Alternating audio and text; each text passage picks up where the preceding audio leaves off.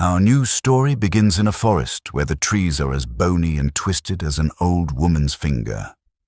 Pitch black mold and moss spread across the ground, while a strangely murky sky hangs above the land. It is a place teeming with bizarre monsters that would never exist in reality. One creature, resembling an alien predator, holds a man's head in its jaws as it prepares to bite. The man struggles desperately, grabbing the monster's head, but the creature forces itself forward and eventually bites through his skull. That man is Woojin, the main character of this story. Whenever he dies in that place, he wakes up from the dream. He wakes up drenched in sweat, clutching his neck. For 12 years, he has endured the pain of dying as if it were real. "That damn dream again," he mutters. Woojin lives in the city, and whenever he encounters monsters in his dream, he writes down their weaknesses and the easiest ways to defeat them. He can endure the pain of dying, but what hurts more is sleep itself. He is exhausted from constant lack of sleep. If he falls asleep in reality, he is sent back to that nightmare world, where he must fight monsters. If he dies in the nightmare world, he returns to reality. Because of this cycle, there is no way for him to get a proper night's sleep. To stop dying in that hellish dream, Woojin spent the last 12 years doing everything he could to prepare. He studied weaponry, martial arts, swordsmanship, jungle survival, and military tactics. Because of this effort, he slowly began dying less often in his nightmares. However, the biggest problem remained sleep. He even consulted a doctor, but the only advice he received was to find something he truly wanted to do, so he might finally sleep well.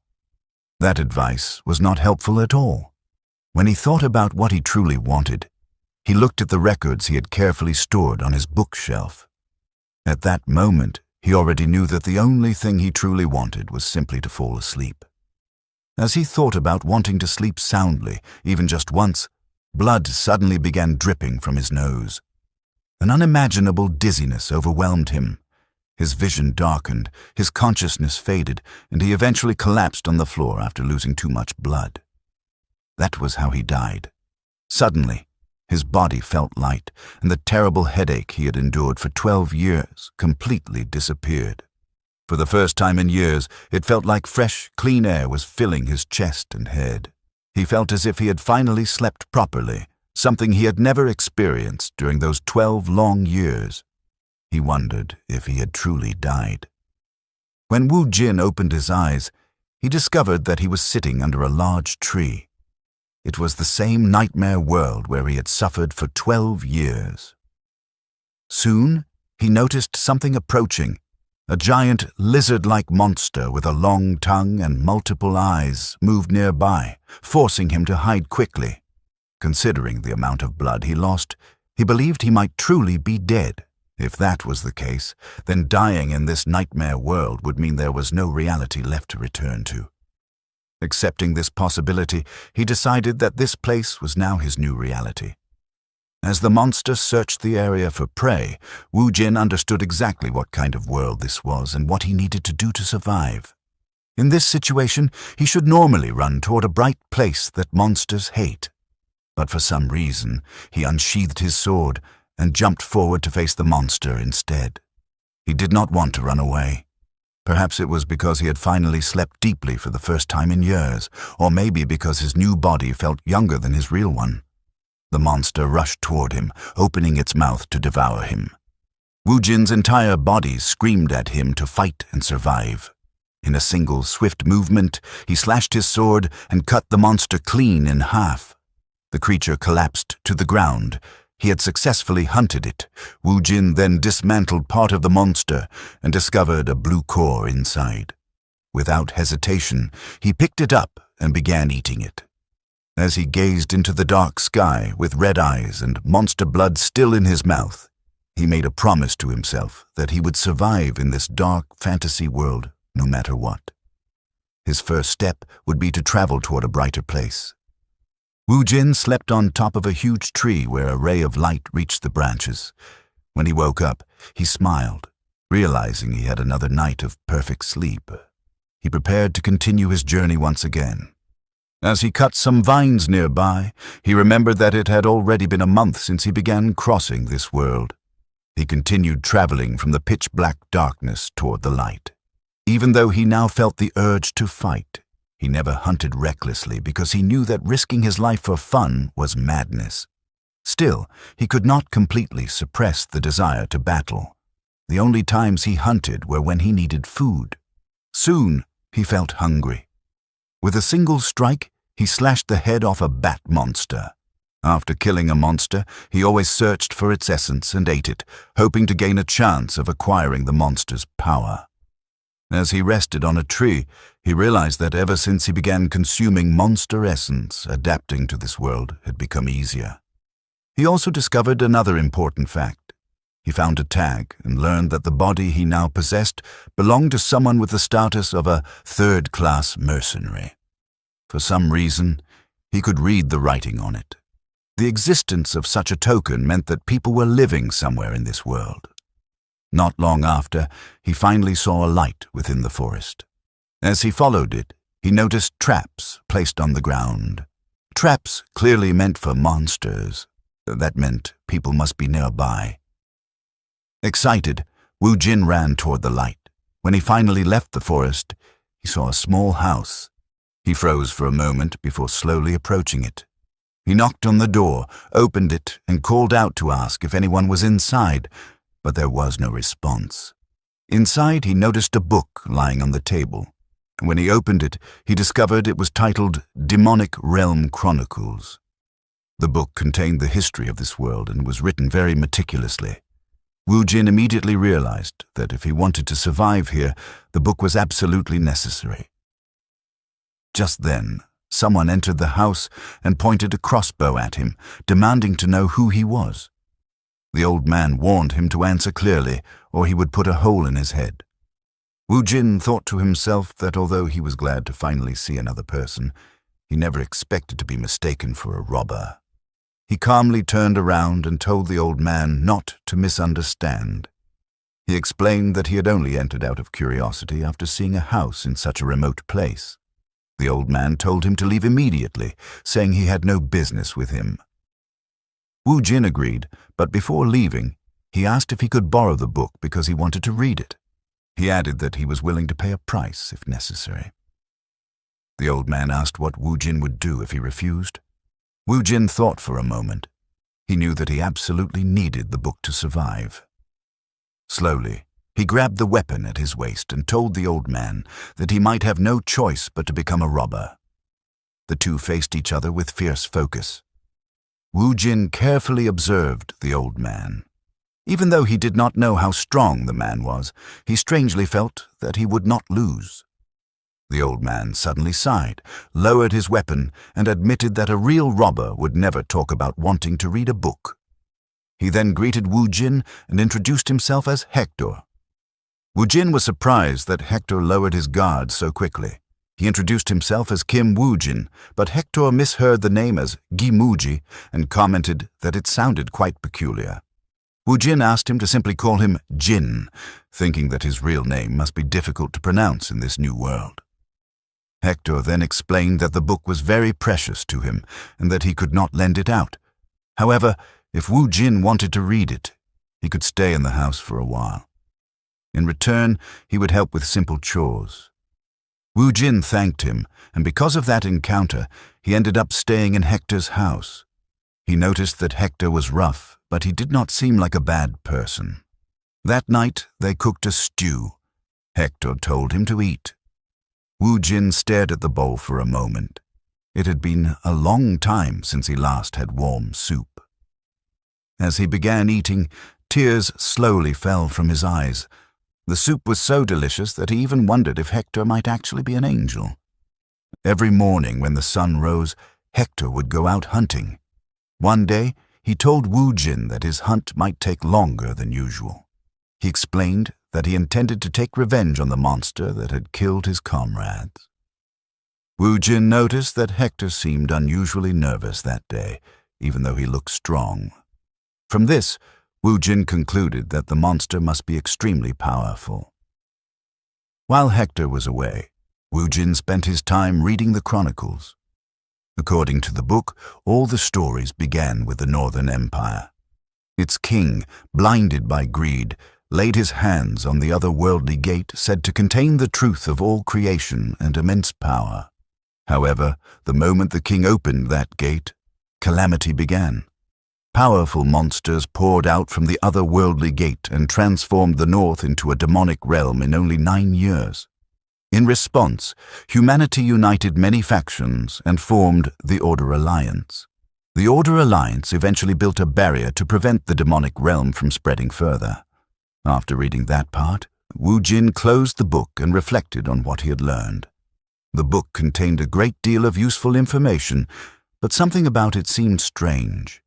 According to the chronicles, the deeper one traveled into the demonic realm, the stronger the monsters would become. Wu Jin realized that as he moved toward the light, the monsters had been getting weaker. Outside the house, Hector suddenly came running back while Wu Jin was still thinking about how deep within the demonic realm he must have wandered before reaching this place. Wu Jin wondered just how strong he truly was in this world.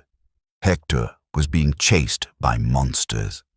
He stopped and fired his crossbow, but the werewolves easily slashed the arrow out of the air. Hector was shocked that not even a single arrow could get through. As he continued running, he suddenly saw Wu Jin stepping out of the house with his sword. Wu Jin walked forward calmly and prepared to attack. Hector shouted for him to run, warning that the monsters were too dangerous. But Wu Jin ignored the warning. He rushed past Hector and charged directly toward the monsters. Hector stared in disbelief. Wu Jin, however, moved with the focus of a hunter who had spotted his prey. He leapt toward one of the werewolves. The creature raised its arm to strike, but Wu Jin's sword cut through its arm and body in a single slash. The other werewolf hesitated and did not dare to attack.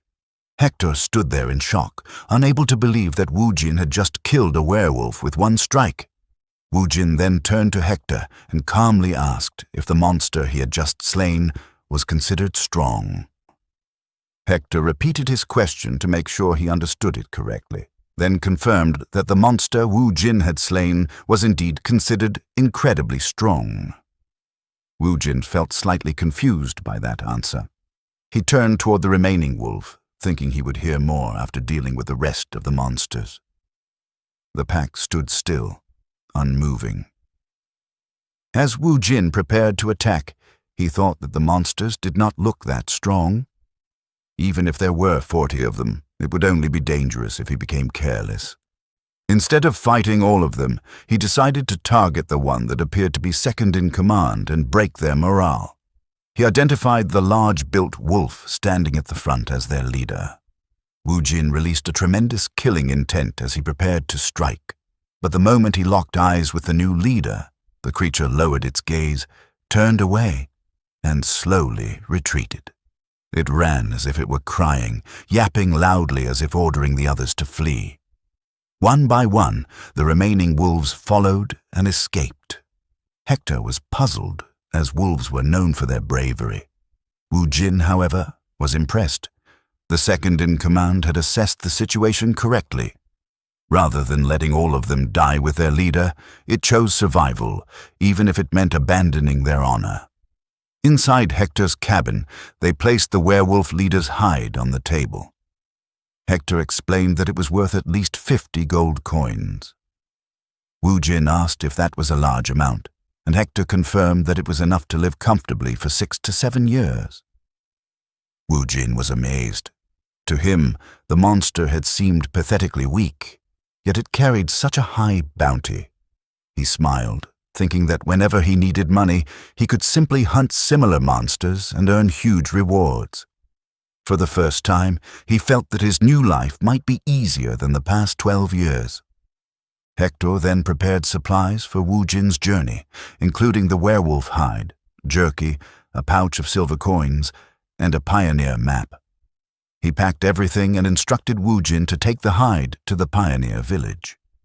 He marked a location on the map where Wu Jin could find a man named Jacob, who would buy the hide for a fair price. Wu Jin asked if it was really okay to give something so valuable without hesitation. Hector firmly replied that it was simply payment for killing the werewolf, as he had carried a deep grudge against it.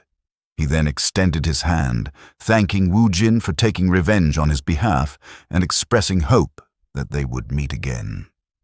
Wu Jin shook his hand and thanked him in return. After preparing, Wu Jin left the cabin and began his journey through the forest. From a distance, the second-in-command wolf could be seen silently observing him. After some time, Wu Jin arrived at the pioneer village. He was surprised by how well built its defenses were. For a small settlement, it was well stocked. After the guard confirmed his identity, he entered and noticed the wary gazes of the villagers. He assumed it was because he was a stranger, and in a world where people could be more dangerous than monsters, their caution was understandable. Wu Jin entered a tavern where adventurers gathered to drink, eat, and gamble. Sitting near the barkeeper, he was offered beer, but he declined and instead asked about a man named Jacob. A man sitting nearby overheard him. It was Jacob himself. Jacob asked why Wu Jin was looking for him. Wu Jin hesitated, as Jacob had the face of a scammer, but he explained that Hector had sent him to sell a werewolf hide. Jacob was shocked and immediately began inspecting the hide. Even though Jacob assumed Hector had killed the monster, Wu Jin did not correct him. When Jacob confirmed it was genuine, he expressed disbelief and pride, claiming he knew Hector could do it. However, the atmosphere suddenly turned hostile as the people around them began surrounding Wu Jin. Wu Jin asked why they were acting that way. Jacob, now holding the werewolf hide as if it were already his, told Wu Jin to read the situation, leave quietly, and he might spare his life. Wu Jin sighed, realizing his suspicion was correct. Scammer faces did not lie. He reminded them that Hector trusted this village and asked if this was how they conducted business. Jacob responded mockingly, claiming it was merely an investment. He explained that supplying Hector had caused him losses, and he needed the werewolf hide to recover them. Wu Jin considered ending him, but restrained himself, deciding not to take a life over a hide. However, as he was about to let it go, Jacob threw beer in his face and told him to leave. Wu Jin calmly stood and walked toward the door. Jacob smirked, thinking he had made the smart choice, but then Wu Jin suddenly lifted a cabinet and blocked the exit. Calling out to Jacob, Wu Jin, with the eyes of a hunter, warned that if he intended to scam someone, he should have attacked properly from the front. Jacob laughed it off and ordered his men to attack. One man swung a broadsword, but Wu Jin countered instantly, slashing through his stomach. Another attacked with an axe, but Wu Jin dodged, hurled a table at him, and cut through both the table and the man. He then turned his cold gaze toward Jacob. Fear froze Jacob in place as he questioned where such a monster had come from.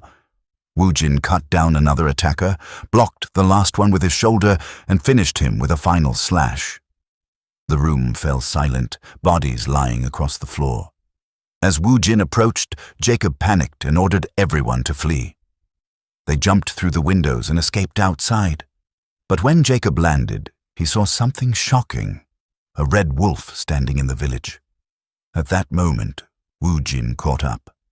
With the red wolf in front and Wu Jin behind, Jacob found himself trapped. Wu Jin recognized the wolf as the scout from the earlier attack on Hector. He asked if it had followed him just to meet the same fate as its leader. The red wolf trembled, rolled on the ground, and wagged its tail like a tamed dog. Everyone watching was confused, including Wu Jin. After observing it closely, Wu Jin wanted to test something. He pointed at Jacob and the others and gave a single command: "Bite." Without hesitation, the red wolf obeyed and lunged at them, tearing into their necks. Wu Jin smiled, satisfied that the wolf had followed his command. Jacob stood frozen in terror as the red wolf tore through his men. Paralyzed by fear, his only instinct was to find a way out of the slaughter. He viewed Wu Jin as a moron, a simpleton who would surely fold if he just offered a few hollow apologies. Dropping to his knees, Jacob bowed low, pathetically begging for his life and swearing to do anything Wu Jin commanded. Yet, even as his forehead hit the dirt, he was already plotting his bloody revenge. Wu Jin's response was swift. He slammed his sword into the earth, the blade grazing Jacob's head. Blood trickled down Jacob's face as he looked up, suddenly addressing Wu Jin with deep respect. Wu Jin stared back with cold eyes, seeing right through the act. He knew Jacob viewed him as a pushover. The moment triggered a memory of his time on Earth, of a time when his salary never came. His old factory manager had offered empty apologies, asking him to let the issue slide just once. Back then, Wu Jin was soft-hearted and yielded, a decision he lived to regret. Once he backed down, a week's delay turned into months, and when he finally demanded his due, the manager met him with rage. Wu Jin had been branded as selfish and treated like a doormat while struggling to survive month to month. That hardship taught him one definitive lesson. As Wu Jin turned his back, Jacob seized his chance. With a wicked smile, he drew a short sword and lunged. But Wu Jin was ready. He caught Jacob's hand mid-air as if he had anticipated the betrayal from the start. He looked at the man and remarked that guys like him who scam others never truly understand the meaning of remorse. With a single, decisive strike, Wu Jin ended him. He made a silent vow to himself. He would never be a pushover again in this life. Jacob's body hit the ground with a thud. Wu Jin turned his gaze toward the red wolf, wondering what he should do with it. To his surprise, the wolf approached and offered him a pouch of gold coins. It was a gesture of submission. The wolf had decided to follow him. Sheathing his sword, Wu Jin asked the creature if it would like to tag along. The wolf responded by resting its head against Wu Jin's chest, sealing a silent bond between them. Wu Jin accepted his new companion, simply naming him Mutt. The following morning, Wu Jin awoke in a bed with Mutt nearby. He felt a sense of peace he hadn't known in years, a morning so refreshing he felt as though he could fly. While washing his clothes at a nearby stream, he reflected on the previous day. He had taken lives, not just one, but many. Curiously, he felt no guilt. He wondered if it was because those people were scum, but he realized the truth was deeper. The thrill he felt was the same as when he hunted monsters.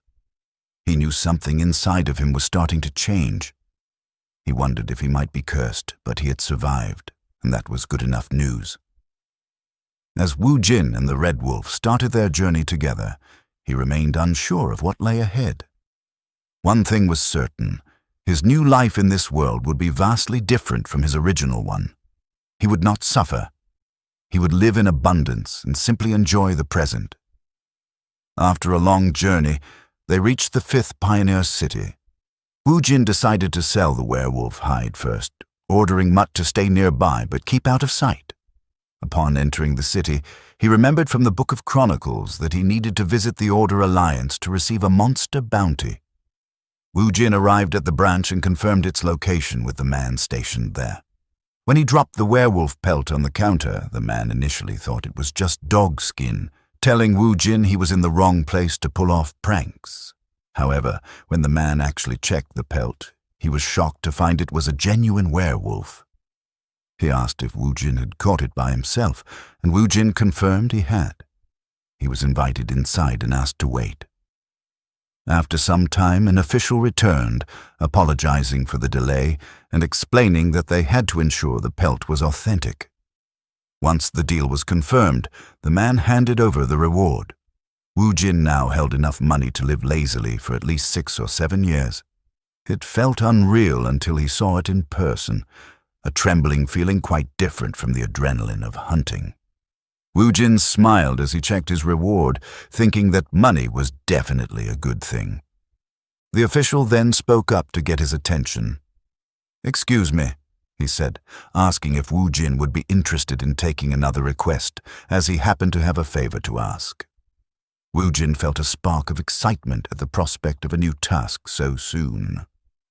The man in the red robe explained that a monster had recently appeared at a nearby quarry, causing a massive headache for the city. The quarry had become too dangerous for the workers to enter, and since they couldn't mine bloodstone, the city's economy was on the brink of ruin. Those who had seen the creature reported that it was stronger than a werewolf. Despite this, the man felt that Wu Jin could handle it.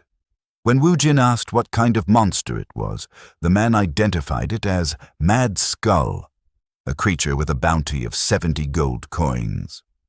Wu Jin remembered reading about the Mad Skull in the Book of Chronicles. It was a monster he had already faced in the past, known for its iron-hard skull and insane aggression. Its strength was incomparable to a werewolf, which was why the city was struggling. In his past experience, it had taken Wu Jin a full month to hunt it successfully because he had died 28 times at its hands. The man asked if he could subdue the beast. With absolute confidence, Wu Jin confirmed that he could. His next prey had been decided. Wu Jin made his way to the quarry to hunt his next prey. Upon arrival, he found the site completely deserted, confirming the information provided by the Order Alliance. The mine had a gloomy, chilling atmosphere, the kind of place where no one would want to linger. Deciding to finish the job quickly, Wu Jin headed toward the entrance, but a voice suddenly called out to him. A man with a bandana and red hair approached, apologizing and asking Wu Jin to wait his turn. He explained that his team had arrived first and was currently preparing for battle. Wu Jin was baffled by the request. "Since when is there a queue for hunting monsters?" he asked bluntly. The red-haired man fell silent, unable to offer a good rebuttal. Instead, he suggested that Wu Jin join their team so they could hunt together. Wu Jin considered his options. If he waited for them to finish and the mercenaries succeeded, it would be a massive waste of his time. While he wasn't thrilled about sharing the loot, he figured working together might be more efficient than fighting over priority. However, after his recent experience with Jacob's group, he found it difficult to trust anyone. "Why recruit me when you already have such a large team?" Wu Jin asked. The red-haired man admitted, somewhat embarrassed, that he prioritized safety over performance. Having one more strong fighter like Wu Jin would be a major asset. Wu Jin noticed the man had switched to a very formal tone. It confirmed his suspicion. These mercenaries were naturally deferential to those they perceived as powerful. When Wu Jin asked why he was considered strong, the man pointed at the red wolf, noting that such a beast wouldn't follow someone who wasn't formidable. Wu Jin then saw Mutt being pampered by a blonde woman. She expressed her amazement, explaining that because wolf monsters are so fiercely independent, even the Order Alliance had failed to tame them. Wu Jin was confused, as he had specifically ordered Mutt to stay hidden. Then he saw why the wolf had appeared. Mutt was busy eating high-quality meat offered by the lady, a delicacy Wu Jin himself hadn't even tasted yet. Mutt seemed to feel Wu Jin's gaze. After one bite, he nervously dropped the meat and kicked it toward his master. Though Wu Jin felt a bit belittled by his pet's charity, his body moved on its own. He couldn't remember the last time he'd had a real meat dish. He struggled with his pride. The meat was on the ground and had been touched by a dog, but just as he reached for it, the blonde lady stopped him. She kindly offered him a fresh portion, asking if he was hungry. In that moment, Wu Jin looked at her as if she were a goddess he could truly trust. As they ventured into the quarry, lit by stone-carved lanterns, Wu Jin happily finished the meat. It was incredible. Savory, juicy, and with a spicy kick reminiscent of Sichuan cuisine. It was a world away from the monster flesh he'd forced down just to survive in the past. The blonde woman interrupted his thoughts to introduce the group. The red-haired captain was Jonathan, leader of the Black Marlin mercenary group, and she was Claire. Wu Jin introduced himself simply as Jin. Jonathan welcomed him warmly, telling him to ask any questions he might have. Eventually, they reached a wide, open area. "This is where we face the Mad Skull," Jonathan announced. He began barking orders, directing the trap team to set their nets and the spearmen to take their positions. Then, Wu Jin witnessed something he had only ever read about in books. Magic. Claire held a book, drew a magic circle, and began an incantation. I ask in the name of Claire, send blessings upon this land. She cast a spell called Feather Step on Jonathan. Feathers manifested in the air, and Jonathan looked pleased, noting that her buffs were as excellent as ever. She warned him he had 5 minutes at most. Jonathan then charged forward with gravity-defying speed to lure the monster. Woojin watched with excitement, wondering if he could eventually learn to use magic himself. A member of the spear team shouted for everyone to stay sharp, warning that a single mistake could cost them their lives. Woojin observed their strategy, luring the beast into a trap to overwhelm it with firepower. It wasn't a bad plan, but he wasn't sure it would be enough for a creature like this. A moment later, Jonathan reappeared with the mad skull hot on his heels. As they reached the kill zone, the trap team sprang into action, throwing a massive net over the beast. "Pull!" they screamed, straining to hold it down. On Jonathan's signal, the spearmen unleashed a volley of steel. The mad skull roared in agony and went into a total rampage. It began dragging the men holding the nets across the floor. From his vantage point, Woojin could see the mercenaries were being overpowered. Despite their numbers, they couldn't anchor the beast. With a final burst of strength, the mad skull tore through the netting and charged straight for Claire. Just as she began to cast a desperate spell, Woojin stepped in. He met the charging monster head-on, stopping the mad skull with his bare hands. He was pushed back by the sheer momentum, but he held his ground, halting the beast in its tracks. A worried Claire shouted out that it was too dangerous, but Woojin calmly told her, "Don't worry. I know exactly how to take down a mad skull." The mad skull's sheer momentum began to push Woojin back, but he expertly shifted his weight, shoving the beast to the side to redirect its charge. Drawing his broadsword, Woojin delivered a heavy swing, yet the blade failed to leave a mark. He thought he had gotten stronger, but the monster's raw power was still incredible. For a brief moment, Woojin let his guard down, and the beast seized the opening to charge. Just as the impact seemed inevitable, Woojin felt an unnatural lightness take hold of his body. He darted backward with ease, realizing that Claire had cast a supportive buff on him. The magical enhancement was transformative. It felt as though a heavy 30-kilogram rucksack had suddenly been lifted from his shoulders. With this newfound agility, Woojin was confident he could take the beast down using his own specialized tactics. Jonathan and his team rushed forward, offering to assist, but Woojin declined and ordered them to stay back. He explained that in his current state, it would actually be easier to hunt the creature alone. Leading the way, he lured the mad skull into a narrow passage within the quarry. Woojin knew the secret to defeating such a foe. Despite its terrifying name, the mad skull was essentially a giant pig. It could charge at high speeds in a straight line, but it struggled significantly with turning. As Woojin moved in a sharp zigzag pattern, the monster repeatedly slammed into the rocky walls of the passage. Finally, the beast lost its footing, crashing through a wall and sliding helplessly to the ground. Woojin marveled at the potency of Claire's magic as he prepared for the second step of his plan. The creature's tusks were as long as swords and acted like hands, but they were far too hard to be cut.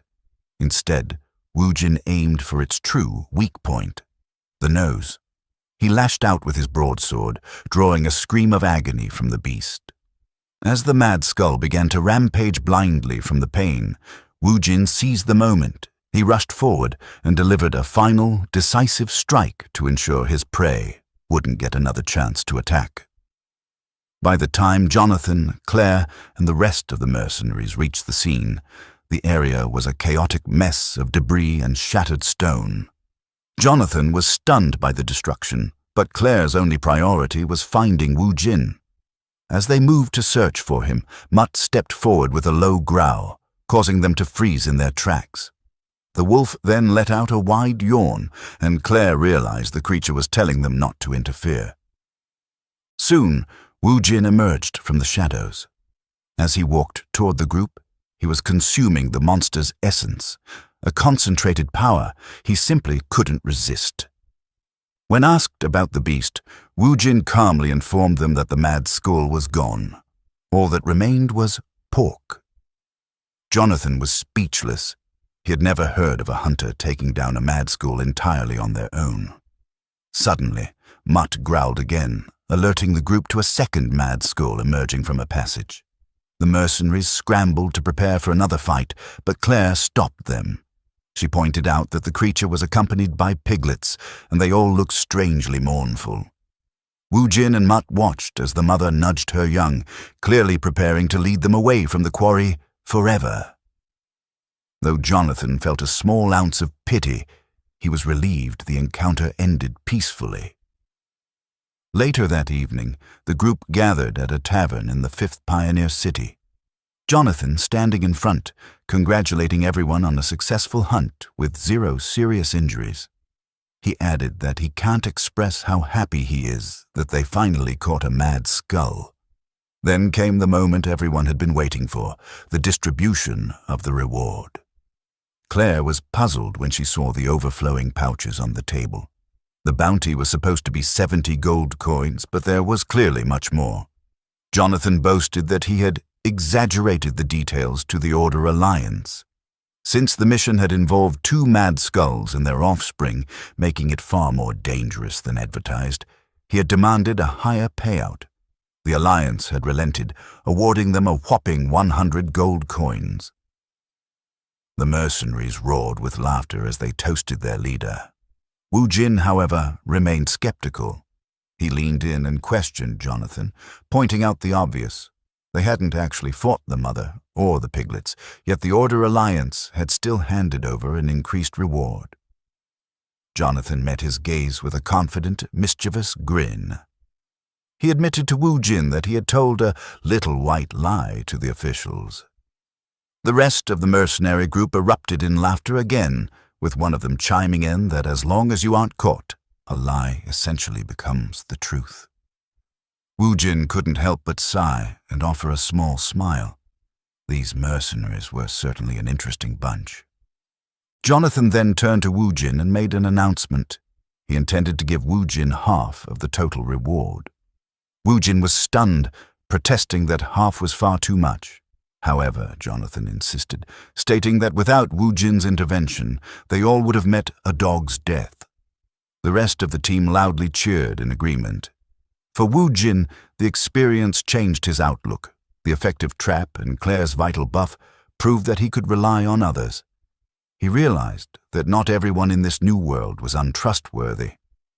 Raising his own mug, Wu Jin thanked the group and announced that the night's drinks were on him. The mercenaries cheered even louder, joking that they would make sure he spent every coin of his earnings before the sun came up. As the celebration grew rowdy, Wu Jin noticed Claire slipping out of the tavern. Wu Jin called out to ask where she was headed. Claire looked back and explained that she was going to practice her magic. Intrigued by the prospect of seeing how one actually trains magic, Wu Jin decided to follow her. Near a moonlit cliff, she sat in deep meditation, surrounded by a shimmering blue aura. Wu Jin watched from a distance, deeply impressed. Despite the exhaustion of the hunt, she was already back to her training. As he observed her, he began to wonder if he too should try to master the art of magic. The next day, while the mercenary group was arranging their supplies, Claire was surprised when Wu Jin said he wanted to learn magic. She gladly agreed to teach him. Wu Jin felt relieved that she accepted more easily than he expected. Claire explained that she had been wanting to give him something in return anyway, so this was a good opportunity.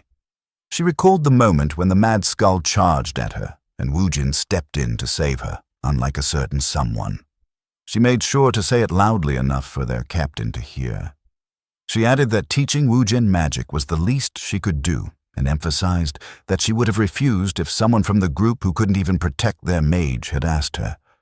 According to her, that was the most basic rule of combat, and Wu Jin was clearly different. Hearing this, Jonathan finally stepped in and pointed out that magic was not something that could be learned overnight, especially since they planned to leave the village in 2 days. Claire quickly responded that Wu Jin could simply travel with them. Jonathan laughed and said that someone as strong as Wu Jin, a magic beast hunter, would have no reason to follow a group of mercenaries. He placed a hand on Wu Jin's shoulder and added that a brave wolf is naturally more comfortable alone, and it would be insulting to invite him on such a small journey. Wu Jin saw through their act and realized that Jonathan was trying to make him refuse politely, but he also admitted to himself that he had no clear plans yet. So, he decided to go along with it and told a small lie. Wu Jin asked where they were heading next. Jonathan replied that they were going to Pioneer City No. 4, where a large job was waiting. Wu Jin then said he was also planning to go there and asked if he could join them, adding that it would help him learn magic along the way. Behind his back, Jonathan and Claire were quietly pleased, knowing they had successfully convinced him, even joking that he was a terrible liar. Jonathan tapped Wu Jin's back and said it was quite a coincidence, while Claire happily welcomed him, saying they would benefit from having a reliable ally. With that, Wu Jin's next destination was decided. After some time, they began their journey toward Pioneer City No. 4. Traveling with them was a massive creature known as a Tarrasque, a magic beast bred specifically for transportation and one of the few beasts tamed by humans. It was Wu Jin's first time seeing one in person, though he had read about it in the Book of Chronicles. Instead of horses, the mercenaries used it to carry their load. Wu Jin was amazed by its enormous size. Soon, Jonathan gave the signal to move, reminding everyone that they had a long journey ahead. During their travels, Wu Jin trained with Claire every evening. For him, learning something new was never easy. There were many reasons why learning was difficult, but the hardest part was repetition. Wu Jin knew that growth in any skill only came through repeated effort, even when progress slowed or completely stopped. That plateau was always the most painful part, but he was no stranger to such suffering. The 12 years he spent surviving in the demonic realm had already trained him to endure it. Day after day, he continued practicing magic. Then, one day, he finally saw a faint blue light near his face, which popped like a bubble. Claire, who had just arrived from the camp, began clapping and congratulated him for successfully sensing magic. So that was mana. Wu Jin said in realization. He admitted that it took him 10 days just to feel it, proving how difficult learning magic truly was. Claire encouraged him, saying that while he was a bit slow, he still did well. She added that some people with no talent spend their entire lives without ever sensing mana. She then took out a bottle filled with blue liquid and said it was time for the next step. Claire poured the liquid into a glass and told Wu Jin to remove his shirt, which left him confused. Still, he followed her instructions. Using the blue liquid, Claire began drawing runes on his back.